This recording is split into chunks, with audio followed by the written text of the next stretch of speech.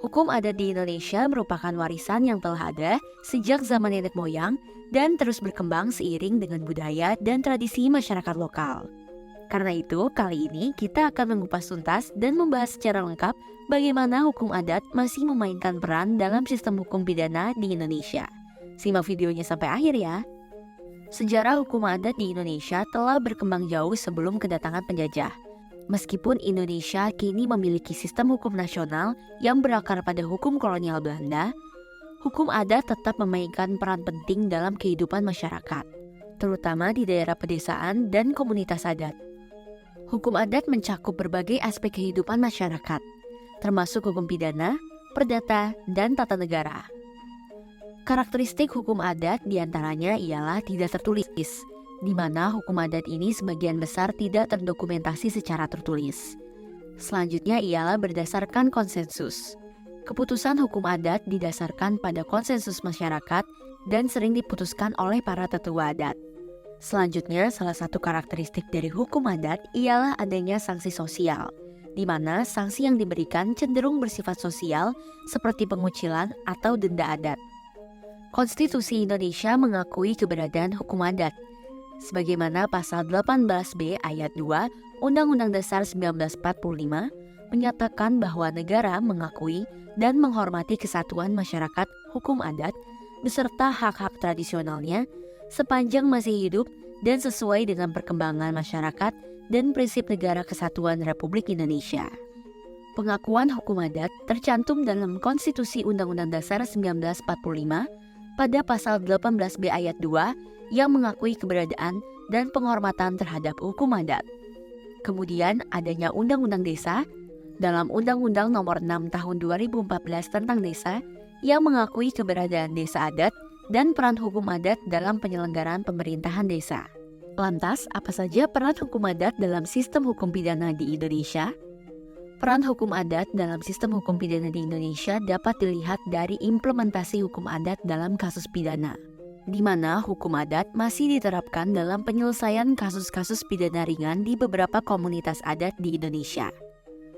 Kasus-kasus seperti pencurian kecil, perkelahian, dan pelanggaran adat sering diselesaikan melalui mekanisme hukum adat. Contoh implementasinya, di Desa Adat Bali memiliki lembaga desa pakraman yang mengatur berbagai aspek kehidupan, termasuk penyelesaian sengketa adat dan pidana ringan.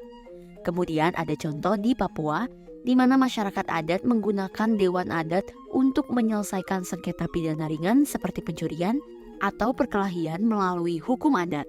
Pengaruh lainnya dapat dilihat dari integrasi hukum adat dalam sistem hukum nasional.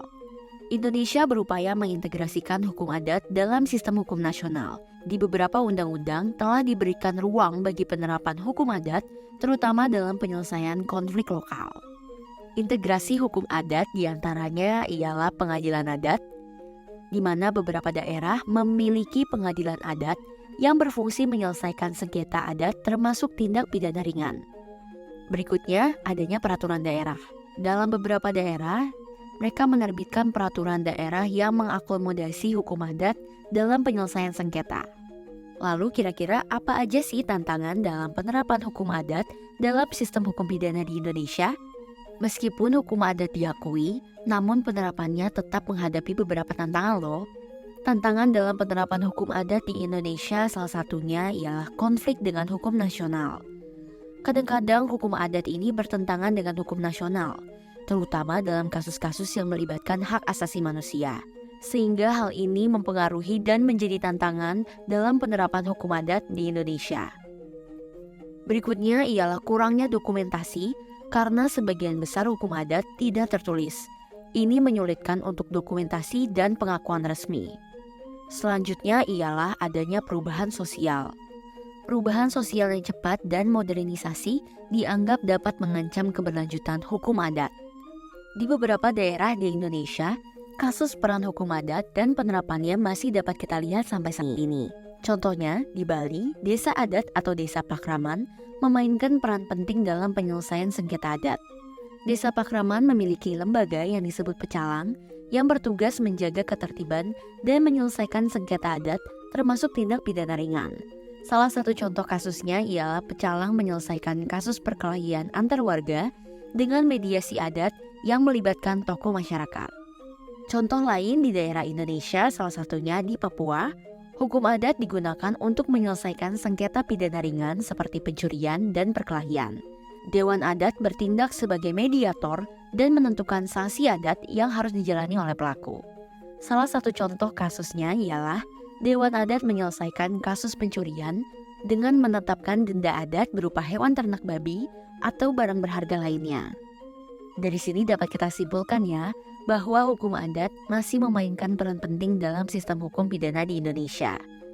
Namun meskipun diakui dan diintegrasikan dalam beberapa aspek sistem peradilan nasional, hukum adat tetap menghadapi tantangan dalam penerapannya. Pengakuan resmi dan dokumentasi yang lebih baik diperlukan untuk memastikan keberlanjutan dan efektivitas hukum adat dalam menyelesaikan sengketa pidana di masyarakat adat.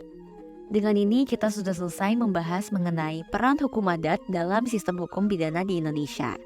Untuk kalian yang tertarik dengan materi hukum pidana, di ADR Law Academy sudah tersedia program PKPA yang akan mempelajari banyak kurikulum hukum termasuk hukum pidana.